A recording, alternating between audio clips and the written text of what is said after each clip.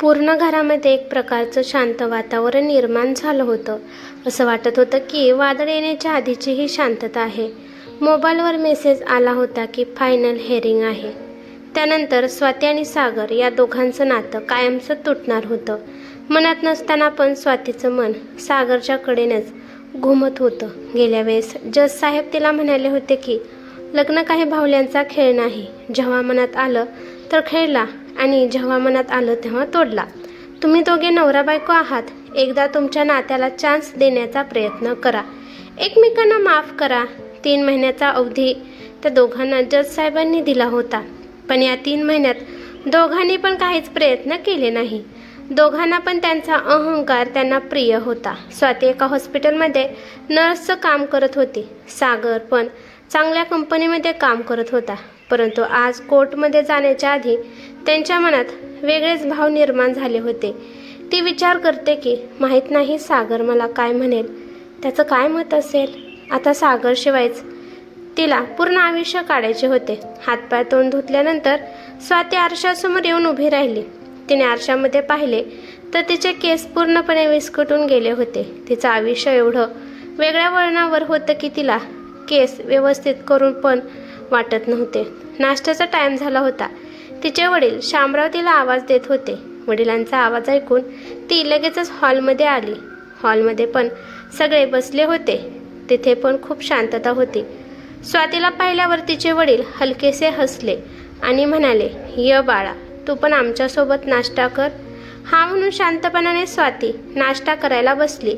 स्वातीला कळाले होते की आज तिच्यासोबत कोणीच काही बोलत नव्हते, सगळेच आपापल्यामध्येच व्यस्त आहे असे दाखवत होते। स्वातीचा मोठा भाऊ अर्जुन आणि वहिनी सायली दोघे पण नोकरी करत होते। सायली किचनमध्ये तिच्या आईची मदत करत होती।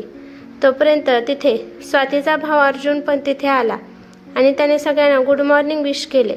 स्वाती तिचा नाश्ता घेऊन शांतपणे खाली मान घालून बसली होती। आज स्वातीला चहा पिऊ वाटत नव्हता आणि नाश्ता पण करू वाटत नव्हता।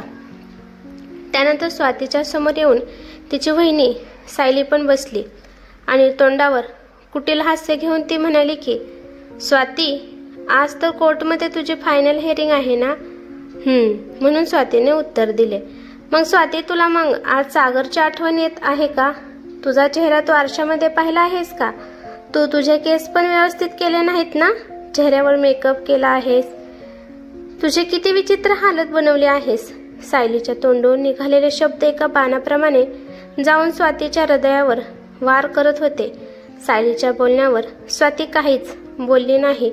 वातावरण खूपच तणावग्रस्त झालं होतं। त्यामुळे शामराव हसत म्हणाले की हे बघा, आपल्या मंदारचं लग्न काही दिवसातच होणार आहे। आपण मंदारचं लग्न खूप मोठ्या पद्धतीने साजरा करू। यावर मंदार त्याच्या वडिलांना म्हणाला की नाही बाबा, मला साध्याच पद्धतीने लग्न करायचं आहे। स्वातीने तिच्या लहान भावाला मंदारला विचारले की असं का? तू एवढ्या साध्या पद्धतीने का लग्न करणार आहेस? स्वातीचं बोलणं ऐकून मंदारने तिच्याकडे रागाने पाहिलं। त्याची दृष्टी पाहून स्वातीला समजलं की माझ्यामुळेच याला साध्या पद्धतीने लग्न करायचं आहे। मंदारला त्याच्या सासरच्यांना, मित्रांना, जवळच्यांना हे सांगण्यासाठी लाज वाटत होती की त्याची बहीण आता घटस्फोट घेऊन घरी बसणार आहे। हे सगळं पाहून स्वातीचं मन एकदम दुःखी झालं। ती स्वतःलाच प्रश्न विचारू लागली की हे माझं घर आहे ना? कारण सागरच्या घरून येताना म्हणाली होती की मी माझ्या घरी चालली आहे, पण आज तिच्या अहंकाराने तिला चांगलीच अद्दल घडवली होती। तोपर्यंत तिथे स्वातीची आई पण येऊन तिच्यापाशी बसल्या। तोपर्यंत तिचा मोठा भाऊ अर्जुन म्हणाला की मी आता निघतो, मला खूप काम आहे। पण शामराव अर्जुनला म्हणाले की अरे, आज तर स्वातीची घटस्फोटाची फायनल हिअरिंग आहे, तू तिच्यासोबत जाणार नाहीस का? अर्जुन म्हणाला, नाही, गेल्या 3 महिन्यापासून माझं कामाकडे जरा लक्ष कमी गेले आहे। आज पूर्ण स्टाफ सोबत माझी मीटिंग आहे, मला जावे लागणार आहे।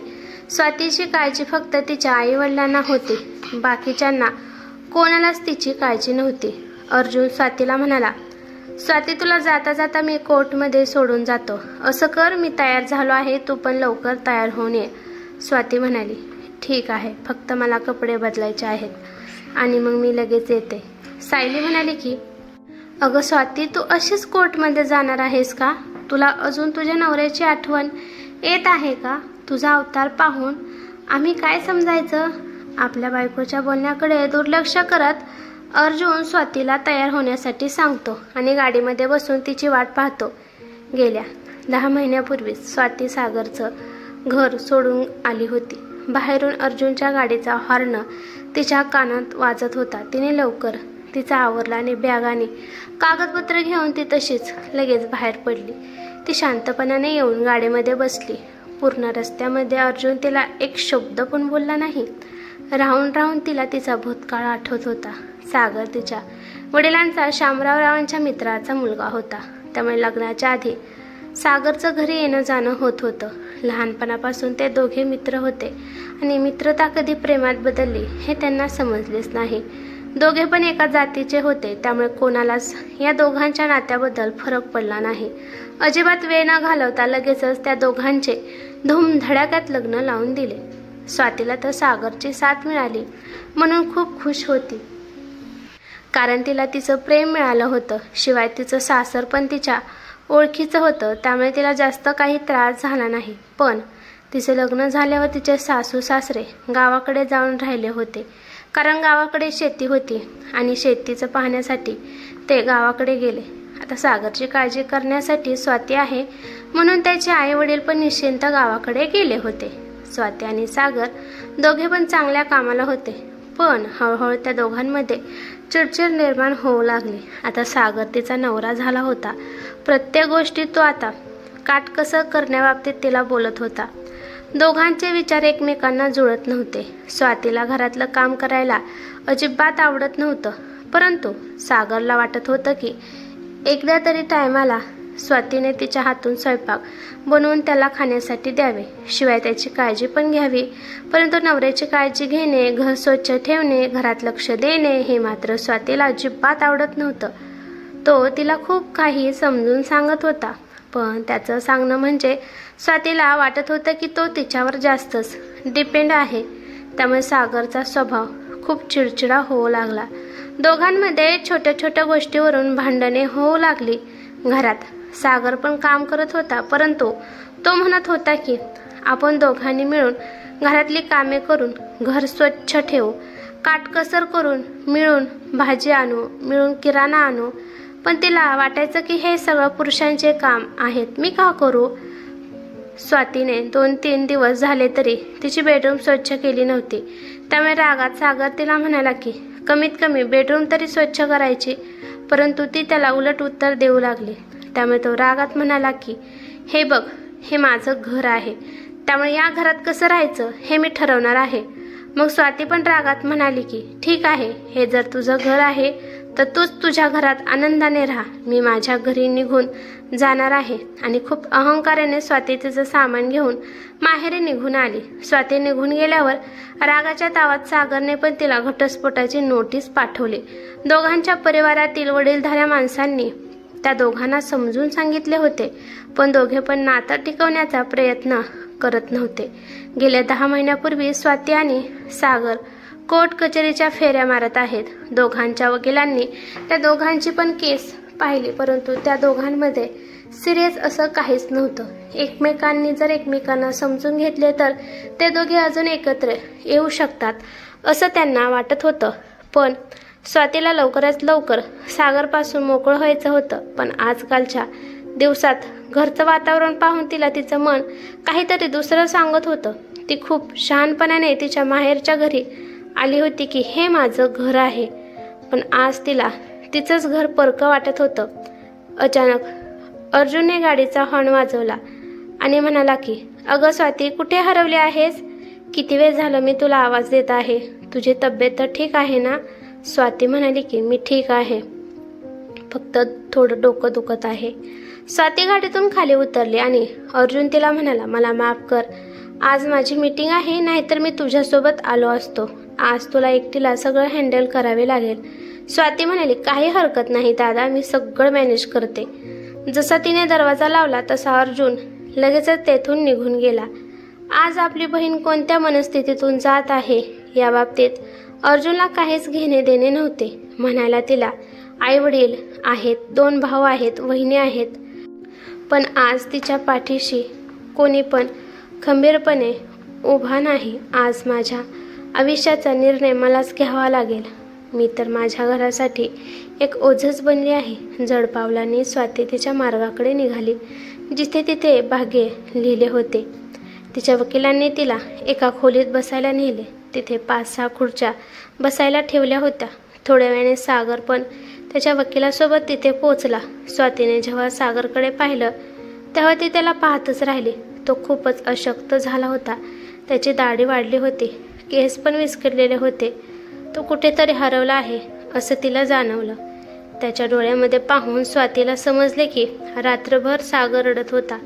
सागरने जेव्हा स्वातीकडे पाहिले तेव्हा स्वाती त्याला खूपच अशक्त वाटत होती. तो अचानक तिला म्हणाला, काय झालं आहे स्वाती, तू अशी नर्वस का आहेस?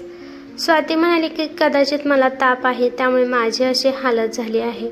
मग स्वाती, तू काही औषध वगैरे घेतले आहे का नाही? स्वातीने नाही म्हणून मान हलवली. सागर म्हणाला, काय स्वाती, तुला स्वतःची काळजी घेता येत नाही का? काय हाल बनवले आहेत? त्यानंतर सागरने तिच्या डोक्याला स्पर्श करून पाहिले तर तिला खूपच ताप आला होता. तो तिला म्हणाला, थांब, मी तुझ्यासाठी औषध घेऊन येतो. म्हणून तो लगेचच तेथून निघून गेला आणि जवळच्या मेडिकलमध्ये जाऊन त्याने तापाची गोळी आणि पाण्याची बॉटल घेऊन आला. स्वातीला काही बोलण्याची संधीच त्याने दिली नाही. ही धर गोळी, पटकन खाऊन घे. स्वातीने लगेचच गोळी खाऊन घेतली आणि पाणी पिले. आज पहिल्यांदा स्वातीला असं वाटत होतं की ती कडू गोळी न खाता गोड गोळी खात आहे.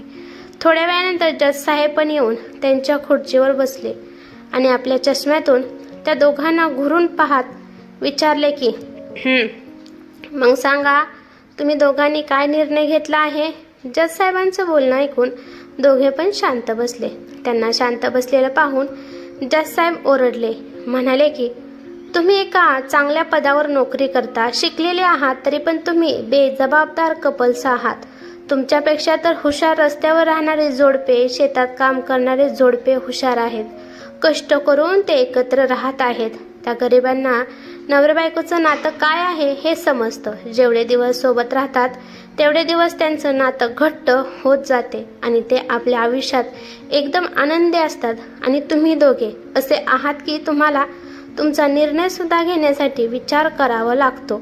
तुमच्या दोघांच्या येणाऱ्या भविष्यासाठी मी तुम्हाला 3 महिने दिले होते, तरी पण तुम्हा दोघांनाही समजले नाही का की तुम्ही दोघे एकमेकांचे सुखदुःखाचे साथीदार आहात? कसे नवरा बायको आहात तुम्ही. कोणी पण झुकण्यासाठी तयार नाही. नाही जज साहेब, मी झुकण्यासाठी तयार आहे. मी माझ्या नवऱ्याला, सागरला माफी मागायला तयार आहे. माझ्याकडून चुकी झाली. आता सागर जो काही म्हणेल ते मी करायला तयार आहे. हे बोलताना स्वातीचे डोळे भरून आले. जज साहेब म्हणाले, खूप छान, ही तर खरी स्मार्ट बायको असते. आणि असं म्हणून जज साहेब हसू लागले. तोपर्यंत सागर पण म्हणाला, मी पण स्वातीची माफी मागण्यासाठी तयार आहे. मी पण तिच्याशिवाय जगू शकत नाही. हे सगळं बोलताना सागरचा आवाज जड झाला होता. मी पण तुम्हा दोघांना हेच सांगत आहे की तुमच्या नात्याला चान्स देण्याचा प्रयत्न करा. तुमच्या दोघांमध्ये सिरियस असं काहीच घडलं नाही. एकदम बरोबर. असं म्हणून दोन्ही पण वकील एकमेकांच्या गळ्यात पडून एकमेकांना अभिनंदन देऊ लागले. आमच्यापाशी खूप केस आले, परंतु या केसमध्ये आम्हाला हरायचे होते. आम्हाला मन तोडणं मंजूर नव्हतं. खूप मुश्किलीने चांगला जीवनसाथी मिळतो आणि त्याला गमावणं हे काही योग्य नाही. स्वाती म्हणाली की चूक तर माझ्याकडून झाली आहे. जेव्हा मी बायको बनली तेव्हा घरातल्या जिम्मेदाऱ्या घ्यायच्या असतात, परंतु मी नेहमी माझ्या जिम्मेदारीपासून पळ काढण्याचा प्रयत्न केला. आणि जेव्हा सागर मला जिम्मेदाऱ्या सांगत होता तेव्हा मला वाटत होते की तो मला रोकटोक करत आहे. त्यानंतर सागर म्हणाला की मी स्वातीकडून जास्तच अपेक्षा ठेवू लागलो होतं, म्हणून माझ्याकडून मी तिला जास्तच बोलत गेलो. तोपर्यंत जज साहेब म्हणाले, अंत भला तो सब भला. वकील साहेब म्हणाले की ठीक आहे, आता तुम्ही तुमच्या घरी जावा. सागर स्वातीचा हातात घेत म्हणाला की स्वाती, आपल्या घरी जायचे ना? स्वाती म्हणाली, हां, मला माझ्या घरी जायचं आहे. आणि हे सांगताना तिचा चेहरा उजळून निघाला होता. आणि अशा प्रकारे दोघे पण एकमेकांचा हात पकडून त्यांच्या घरी निघाले होते. नवरा बायकोचं नातं हे करंजीसारखं असावं, गोड आणि खुसखुशीत. नवरा म्हणजे करंजीचं वरचं आवरण आणि बायको म्हणजे आतील गोड सारण. ही कथा कशी वाटली ते मला कमेंट करून नक्की सांगा. कथा आवडली तर लाईक शेअर नक्की करा आणि चॅनेलवरती नवीन असाल तर चॅनेलला सबस्क्राईब करा. धन्यवाद.